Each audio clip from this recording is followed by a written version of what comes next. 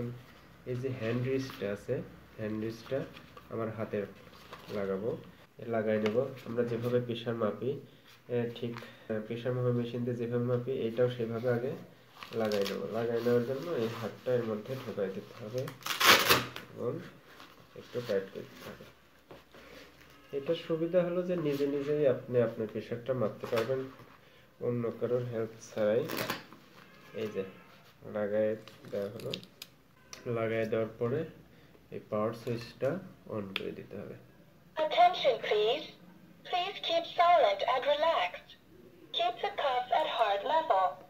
এই যে auto pump হচ্ছে, অ্যানালগ মেশিন হলে চাপে চাপে পাম্প করা লাগতো, কিন্তু অটো পাম্প হয়ে যাচ্ছে, ওইখানে লেখা উঠতেছে।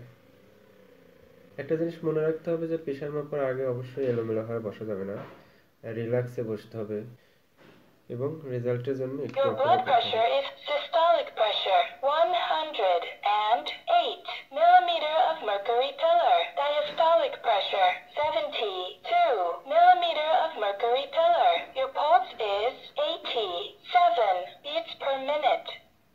আমার প্রেশারটা এখন আছে 108/72, আর সিস্টোলিক আছে 108, ডায়াস্টোলিক আছে 75, তো একটু মোটামুটি ভালো আছে। তো এইভাবে আমরা খুব সহজে